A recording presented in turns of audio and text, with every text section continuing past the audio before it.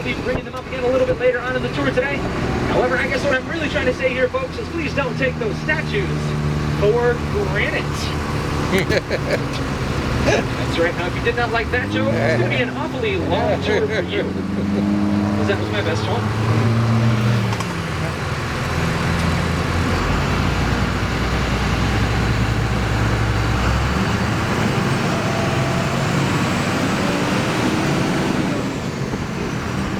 Now, just a couple of facts about the amphibious duck that we are all riding in today.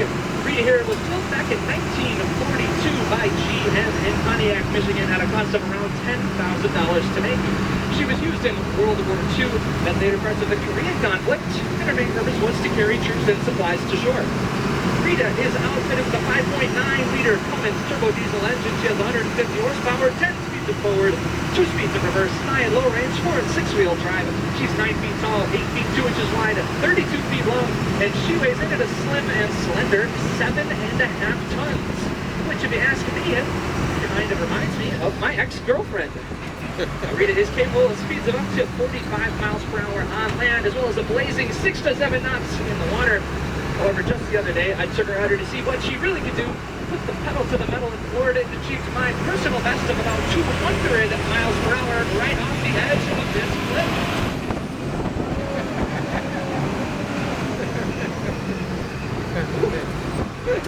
Oh, did I lose anybody back there? No, not this time, huh? Well, if you do feel yourself falling overboard today, please just make sure that you hang on tightly to the person sitting next to you.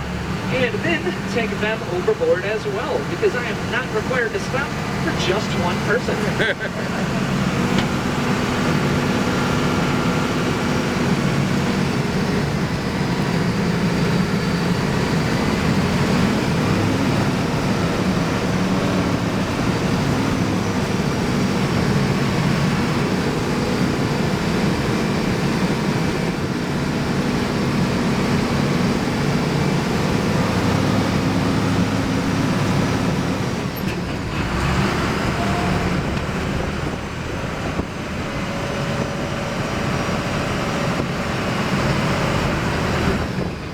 It is a possibility that on our tour today we may be coming across some wildlife, so if I do happen to see a turkey or a deer, I will try my best to point it out so that we can all stare at it.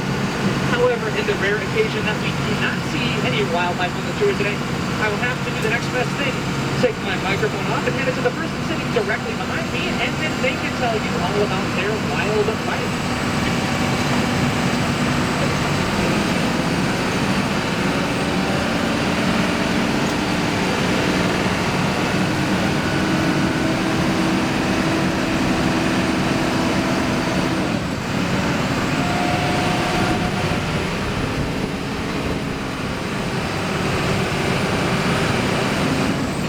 And it does look like we have our first sign of wildlife coming up here on the left, if you all can see that. It's actually just a baby. You guys are good view on the left-hand side there? Yes, that's right, folks. We do have a little baby stop sign down here on the left. I know, they are so cute when they're young.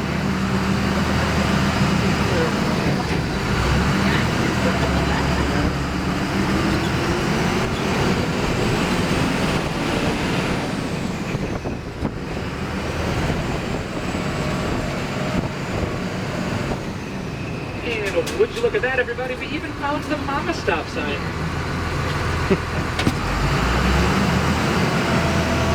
Now also, please pay attention to this red danger sign here on the right as we are now entering one of the more dangerous parts on our tour today, known as the S-turns. Now, the S-turns are a series of downhill 90-degree turns, and the trails do get pretty treacherous. So at this time, I am required to ask you to please reach underneath your seats, grab those bright red safety belts, and go ahead and buckle them across your waist.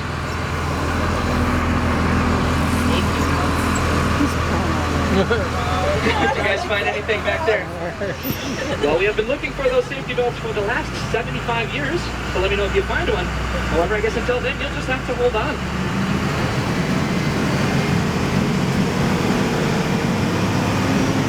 This is like your local school bus.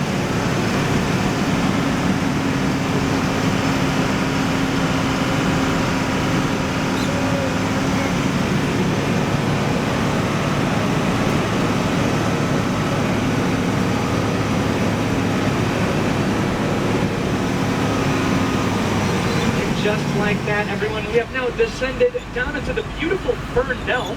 Now, Ferndale here is home to 27 different types of ferns, including the green fern, the red fern, the orange fern, the yellow fern, the walking fern, the chalk fern, the sitting fern, the standing fern, the Wisconsin fern, the Illinois fern, Phineas fern, the repeating fern, the repeating fern, the repeating fern, the repeating fern, the repeating fern, the repeating fern, the repeating fern, the erupting fern, the repeating fern, and also on the left, the rarely seen but always beautiful invisible fern.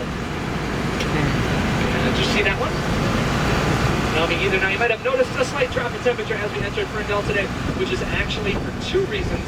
Number one, the lush canopy of trees overhead blocks out most of our sunlight. And number two, these sandstone cliffs off on either side of us lock in moisture and act as a natural air conditioner.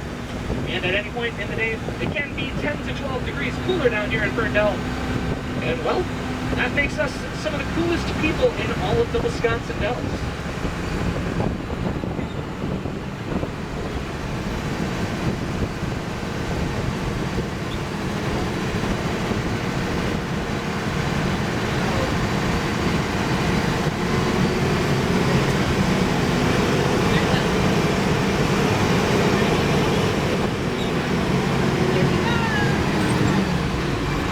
There you have it, everybody.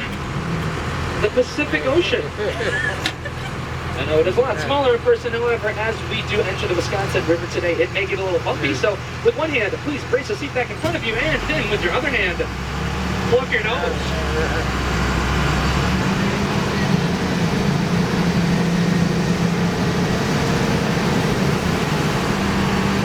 Just like that, we are now a boat afloat the Wisconsin River. And if you look off on either side of the dock in the water, I've just disengaged our wheels, and they are now slowly sinking to the bottom.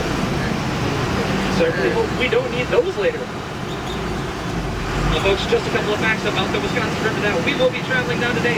It is actually considered to be the hardest working river in the entire nation, as it does flow 430 miles diagonally across the state of Wisconsin through 27 different hydroelectric dams before it empties out into the Mississippi River in Prairie du Chien. Now, those 27 hydroelectric dams power over 200 communities here in the state of Wisconsin. And the very first hydroelectric dam ever installed on the Wisconsin River was right here in the Dells. That dam is known as the Kilbourne Dam. It's located 2 miles upstream. It was built back in 1908, and it is considered to be the dividing mark between Upper Dells and Lower Dells.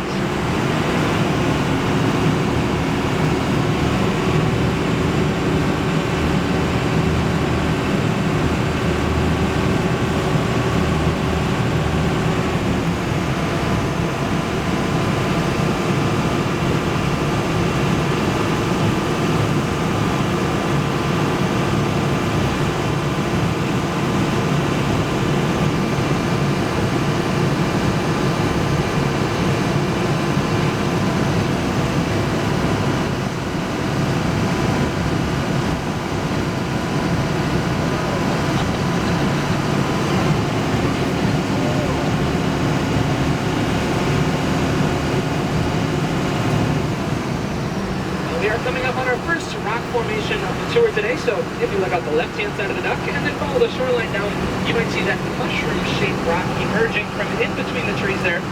That rock is known as pulpit rock. And the reason that we call it pulpit rock is because there is an old story that says that there used to be a traveling preacher who would give his sermons out there on top of pulpit rock to the raftsmen that were passing by below on the river. However, that preacher was a very long-winded preacher, and so naturally all of those raftsmen became very bored, they fell asleep, and then floated on down the river. And that did not make that preacher very happy. So the very next day, he went into town, purchased a baby grand piano, and he actually hauled it all the way out there on top of Pulpit Rock, and then for the next sermon, he incorporated just a little bit of music. However, as soon as he stopped playing that piano, and he started talking again, the raftsmen became very bored, and once more they fell asleep again and floated on down the river, which made that preacher actually so mad that he jumped up and down on top of Pulpit Rock until he split it completely in two, as you can see coming up here on the left-hand side of our duck. However, he was not done there, because he then took that baby grand piano that he had just bought and shoved it off the right-hand side of Pulpit Rock, where it actually still sits today, with one leg propped up against Pulpit Rock and the keys facing the heavens. Now, can everybody see that baby grand piano up on the right-hand side of Pulpit Rock there? Now, how many people believe my story about Pulpit Rock? Anybody? Alright, well, would you believe me if I told you that piano could still play some music? Yeah, maybe a little hard rock. There you go, by the Rolling Stones.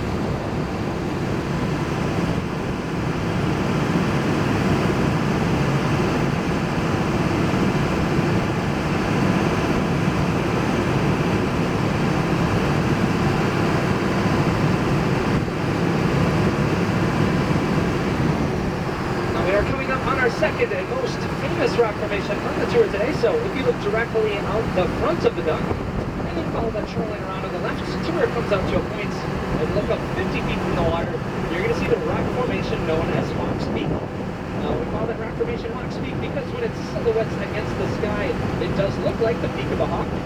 So that uppermost pointed rock would be the hawk's upper beak. The lowermost pointed rock would be the hawk's lower beak. And then that little rock sticking out in the middle would be the hawk's tongue. And if you stretch your imagination just a little further, the slit in the top of the rock could be the hawk's eye, and a slab of rock sticking out over the water could be the hawk's left wing and shoulder as it soars on across the Wisconsin River.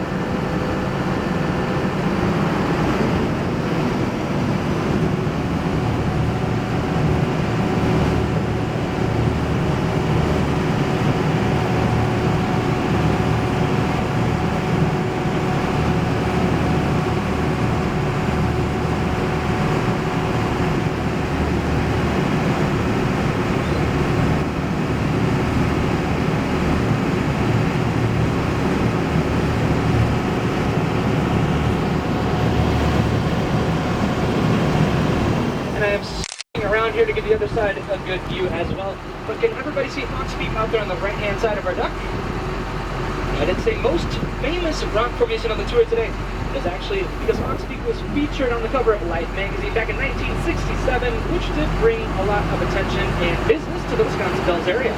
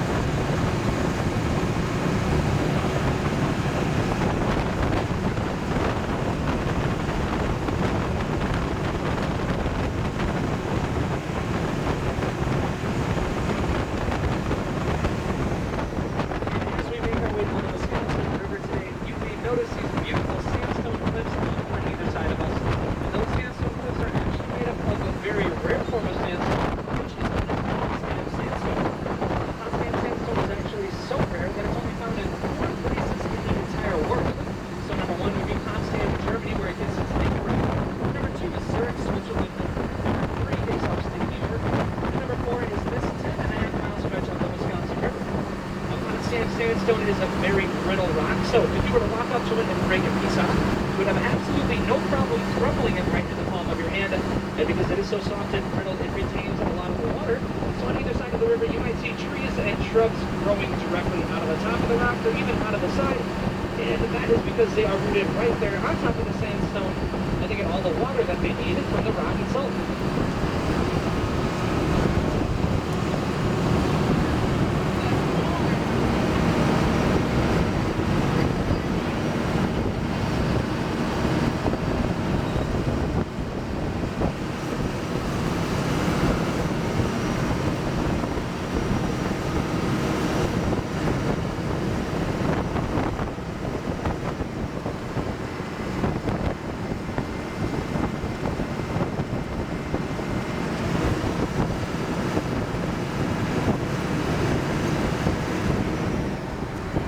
Now, you may have also noticed that the Wisconsin River is not exactly a pretty blue color like you might have expected.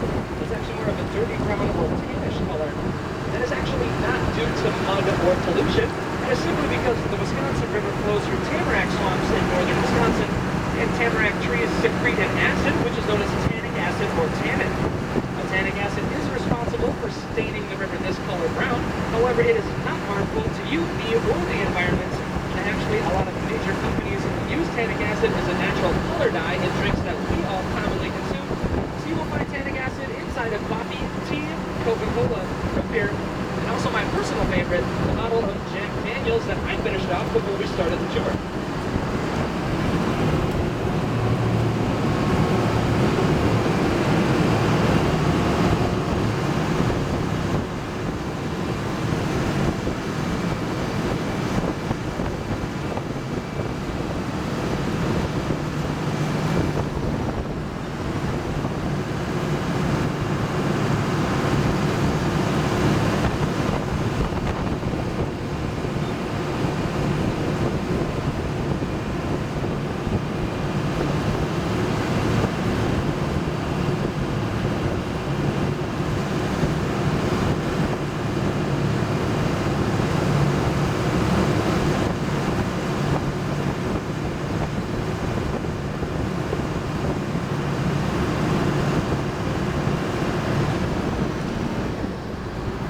Coming up at the right-hand shoreline, you might notice a drastic change in scenery, and that is actually the site of the worst natural disasters to ever hit the state of Wisconsin.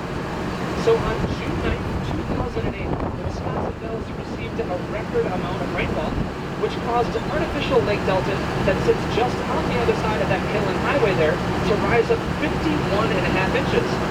All that water had to go somewhere, so it found the weakest point, which just happened to be right here, and it completely burst through the highway, taking out all of the trees, pavement, soil, and 5 vacation homes that were in the way.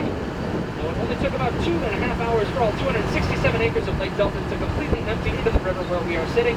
And folks, if you do look up on the left-hand shoreline there, where the sand meets the trees, that is actually the high water mark. So that should give you a pretty good idea of just how high that water really was.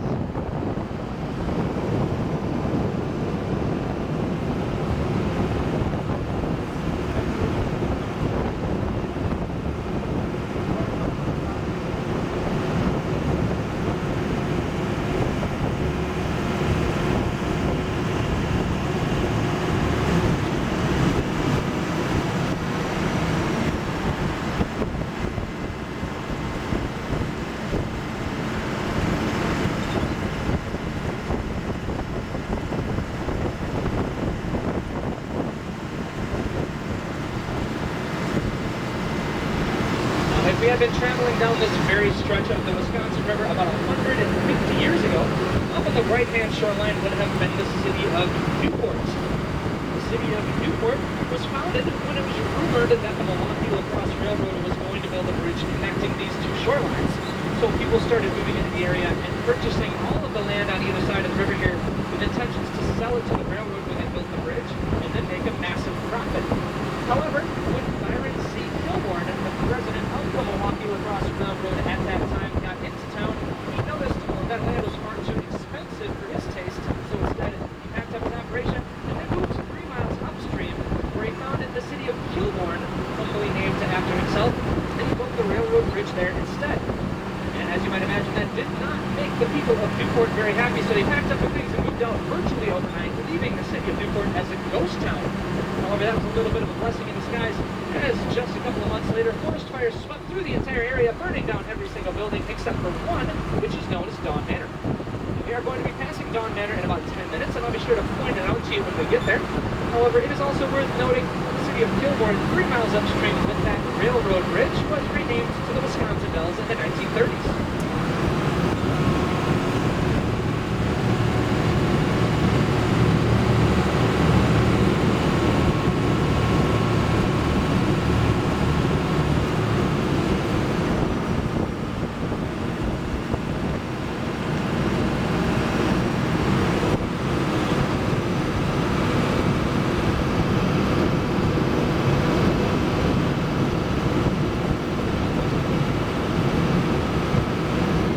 We are about to make our first amphibious landing of the day by way of Dell Creek here.